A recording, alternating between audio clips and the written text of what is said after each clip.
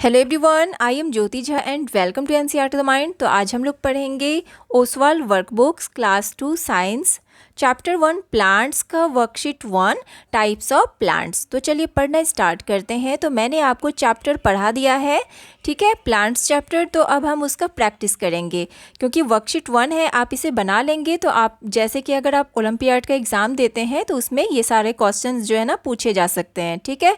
तो आपको अच्छे से तैयारी करना पड़ेगा, ठीक है। तो देखिए इसमें वर्कशीट 1 है टाइप्स ऑफ प्लांट्स। तो टाइप्स ऑफ प्लांट्स के ऊपर ही ये सारा क्वेश्चन दिया हुआ है, ठीक है। तो देखिए choose the correct alternative, which of the following is true.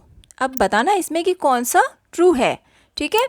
Lips are green only, leaves are big only, leaves are small only, leaves are generally green but can be of different colours. तो कौन सा true है इसमें? तो देखिए ये D number, leaves are generally green but can be of different colours, ठीक है। सेकंड है which of the following statements explain about climbers. Climbers are plants with weak stems. Second, they cannot stand on their own, they climb up on support। all of the above, ठीक है। यानी कि D number all of the above, ये जो ऊपर वाला है ना ये सारा ही आपका सही है। ये जो है ना बताया गया है इसके बारे में, क्लिम्बर के बारे में, ये सारे ही सही हैं, ठीक है।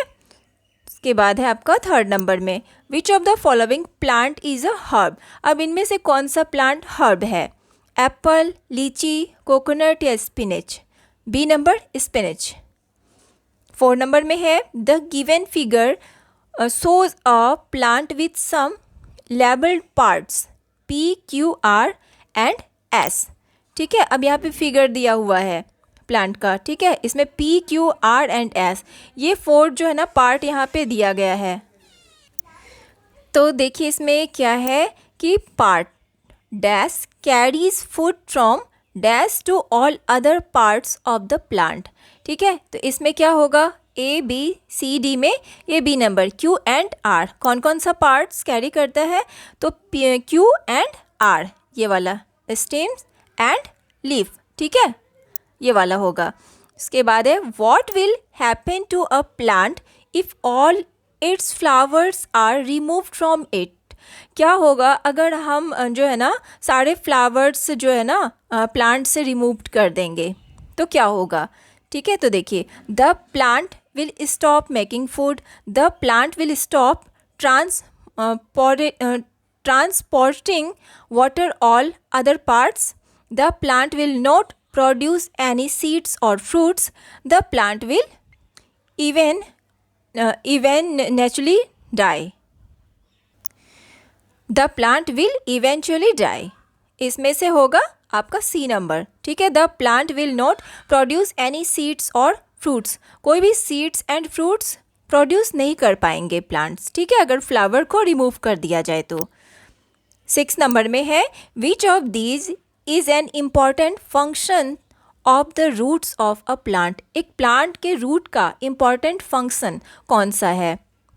A number, to observe oxygen from the atmosphere, to observe carbon dioxide from the atmosphere, to observe water and minerals from the soil, all of these।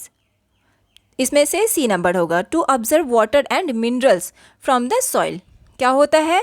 Important roots का जो होता है ना इम्पॉर्टेंट यानी कि क्या होता है एक प्लांट के रूट का इम्पॉर्टेंट फंक्शन क्या होता है, जो काम होता है क्या होता है? To observe water and minerals from the soil, observe करता है मिनरल्स एंड सॉइल्स, ठीक है, मिनरल्स एंड वाटर सॉइल से।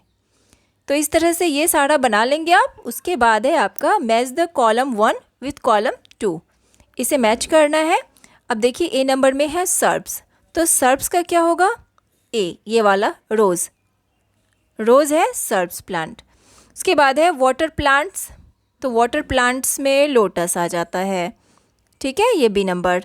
क्लिम्बर में ग्रेप वाइन ये वाला, और डी नंबर आपका सी नंबर में हर्ब्स में देखिए हर्ब्स में आएगा आपका मिंट, ये सी नंबर, ठीक है। क्लिम्बर में आपका ग्रेप वाइन और ई नंबर में है क्रीपर्स, क्रीपर्स का होगा मनी प्लांट, स्मॉल लीव्स इसका होगा नीम।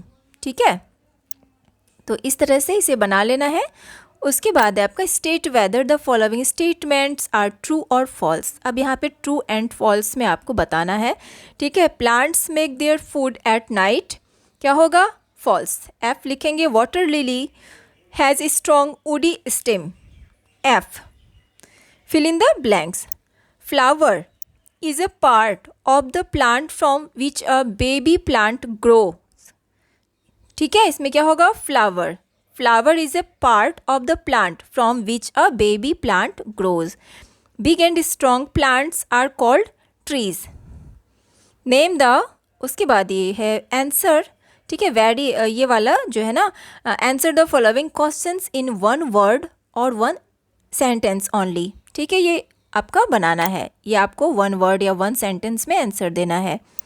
Name the parts of plant which grows under the ground. अब आपको उस पार्ट के बारे में बताना है, प्लांट के उस पार्ट के बारे में बताना है जो कि अंडरग्राउंड ग्रो होते हैं। ठीक है, तो कौन सा होगा roots. Roots grow under the ground. Roots क्या होता है, वो पार्ट है जो कि अंडरग्राउंड ग्रो होते हैं। ठीक है, ये नीचे नीचे ही जो है ना ये ग्रो बढ़ता ही जाता है। ठीक है, उसके बाद है आपका name any 3 types of plants. 3 types of plants बताना है, प्लांट्स के 3 टाइप्स कौन कौन से हैं, ट्रीज, सर्ब्स एंड हर्ब्स। ठीक है, यहाँ पे 3 टाइप्स के बारे में ही बताना है।